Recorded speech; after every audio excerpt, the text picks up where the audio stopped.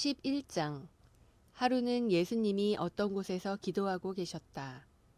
기도를 다 마치시자 한 제자가 주님, 요한이 그의 제자들에게 기도하는 법을 가르쳐 준 것처럼 우리에게도 가르쳐 주십시오 하였다. 그래서 예수님은 제자들에게 이렇게 기도하라고 말씀하셨다. 아버지, 아버지의 이름이 거룩히 여김을 받게 하시고 아버지의 나라가 속히 오게 하시며 우리에게 날마다 필요한 양식을 주소서. 우리가 우리에게 죄 지은 사람들을 용서합니다. 그러니 우리의 죄도 용서해 주소서. 그리고 우리가 시험에 들지 않게 하소서. 예수님은 제자들에게 다시 말씀하셨다. 너희 중 어떤 사람에게 친구 하나가 있다고 하자. 그런데 그 친구가 한밤중에 찾아와서 여보게 빵 3개만 구워주게. 한 친구가 여행 중에 나를 찾아왔으나 대접할 것이 없어서 그러네 하고 말하면 그가 안에서 나를 괴롭히지 말게. 이미 문은 닫혔고 아이들과 나는 잠자리에 들었으니 지금 일어나 줄 수는 없네 하고 거절할 수 있겠느냐? 내가 너희에게 말하지만 그가 비록 자기 친구라는 이유 때문에 일어나 주지는 않을지라도 그가 끈질기게 졸라대기 때문에 일어나 그에게 필요한 것을 줄 것이다. 그래서 내가 너희에게 말한다. 구하라. 그러면 받을 것이다. 찾아라. 그러면 찾을 것이다. 문을 두드려라. 그러면 열릴 것이다. 누구든지 구하는 사람은 받을 것이며 찾는 사람은 찾을 것이요. 두드리는 사람에게는 열릴 것이다. 너희 중에 아들이 생선을 달라는데 생선 대신 뱀을 주며 계란을 달라는데 전갈을 줄 아버지가 있느냐? 악한 사람이라도 자기 자녀에게는 좋은 선물을 줄 줄 아는데 하물며 하늘에 계신 너희 아버지께서 구하는 사람에게 성령을 주시지 않겠느냐? 하루는 예수님이 벙어리 귀신을 쫓아내시자 귀신은 나가고 벙어리 되었던 사람이 말을 하기 시작하였다. 사람들은 이것을 보고 놀랐으나 그들 가운데 어떤 사람은 그가 귀신의 왕 사탄의 도움으로 귀신을 쫓아낸다 하였고 또 어떤 사람은 예수님을 시험하려고 하늘에서 오는 기적을 요구하기도 하였다. 그러나 예수님은 그들의 생각을 아시고 이렇게 말씀하셨다.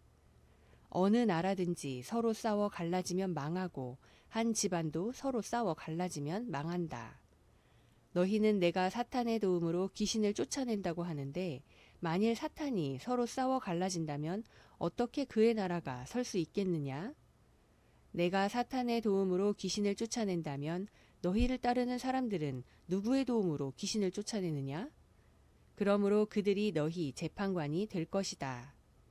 그러나 내가 하나님의 능력으로 귀신을 쫓아낸다면 벌써 하나님의 나라가 너희에게 와 있는 것이다. 강한 사람이 철저하게 무장을 하고 자기 집을 지킬 때에는 그의 재산이 안전하다. 그러나 그보다 더 강한 사람이 달려들면 그가 믿고 있던 무기와 재산을 다 빼앗길 것이다. 나와 함께하지 않는 사람은 나를 반대하는 사람이고 나와 함께 모으지 않는 사람은 흩어버리는 사람이다. 더러운 귀신이 어떤 사람에게서 나와 물 없는 곳으로 다니며 쉴 곳을 찾았으나 얻지 못하였다. 그래서 귀신이 내가 나온 내 집으로 돌아가야겠다 하고 가보니 그 집이 깨끗이 소재되고 정돈되어 있었다.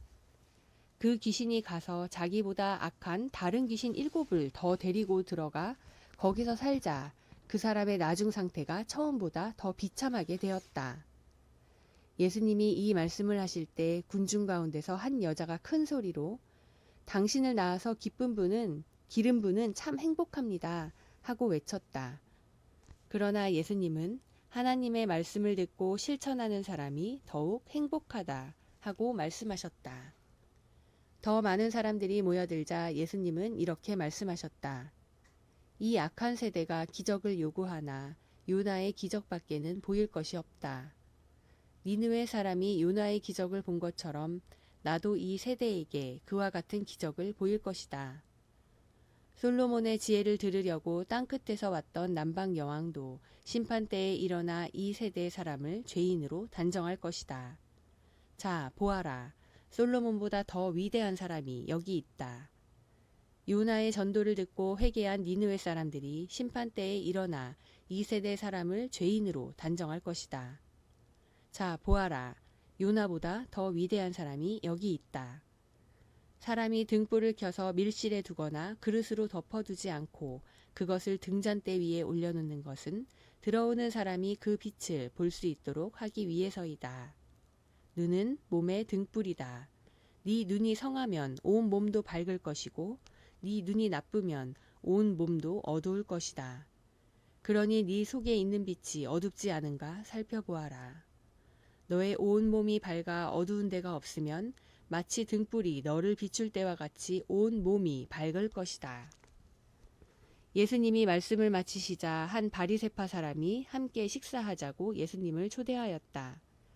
그래서 예수님이 들어가 식탁에 앉으셨는데 이 바리새파 사람은 예수님이 식사 전에 손을 씻지 않는 것을 보고 놀라는 표정을 지었다. 그래서 예수님이 이렇게 말씀하셨다. 너희 바리새파 사람들은 잔과 접시의 겉은 깨끗하게 하지만 속은 탐욕과 악으로 가득 차 있다. 어리석은 사람들아, 겉을 만드신 분이 속도 만드시지 않았느냐? 너희가 가진 것을 가난한 사람들에게 주어라. 그러면 모든 것이 너희에게 깨끗해질 것이다. 바리새파 사람들아, 너희에게 불행이 닥칠 것이다. 너희는 박하와 운향과 온갖 채소의 11조는 바치면서 정의와 하나님께 대한 사랑은 저버렸다. 그러나 11조도 바치고 이것도 버리지 말았어야 했다. 바리새파 사람들아, 너희에게 불행이 닥칠 것이다. 너희는 회당의 높은 자리를 좋아하고 또 시장에서 인사받는 것을 좋아한다. 너희는 평평한 무덤과 같아서 사람들이 그 위를 걸어다니면서도 무덤인 줄을 모른다. 그때 한 율법학자가 예수님께 선생님, 이렇게 말씀하시니 우리까지 모욕하시는 것이 아닙니까? 하였다. 그래서 예수님이 다시 말씀하셨다. 너희 율법학자들에게도 불행이 닥칠 것이다. 너희는 지기 어려운 짐을 남들에게 지우고 너희 자신은 손끝 하나 까딱하려 하지 않는다. 너희는 너희 조상들이 죽인 예언자들의 무덤을 꾸미고 있다. 너희 조상들은 예언자들을 죽였고 너희는 그들의 무덤을 꾸미고 있으니 사실 너희는 너희 조상들이 행한 일을 인정하고 있음을 증거하고 있다. 그래서 하나님은 그의 지혜로 말씀하셨다. 내가 그들에게 예언자들과 사도들을 보내겠다. 그들이 덜어는 죽이고 덜어는 핍박할 것이다. 그러므로 세상이 시작된 때부터 지금까지 죽음을 당한 모든 예언자들의 피에 대하여 이 세대가 책임을 져야 할 것이다. 내가 분명히 말해두지만 아벨의 피로부터 제단과 성전 사이에서 죽음을 당한 사가랴의 피에 대해서까지 이 세대가 죗값을 치르게 될 것이다. 너희 율법학자들은 지식의 열쇠를 가지고 있으면서도 너희 자신도 들어가지 않고 또 들어가려고 하는 사람도 못 들어가게 막았다. 예수님이 거기서 나오시자 바리새파 사람들과 율법학자들이 예수님을 아주 적대시하고 여러 가지 질문을 하여 예수님이 하시는 말씀에서 잡아갈 구실을 찾으려고 노리기 시작했다.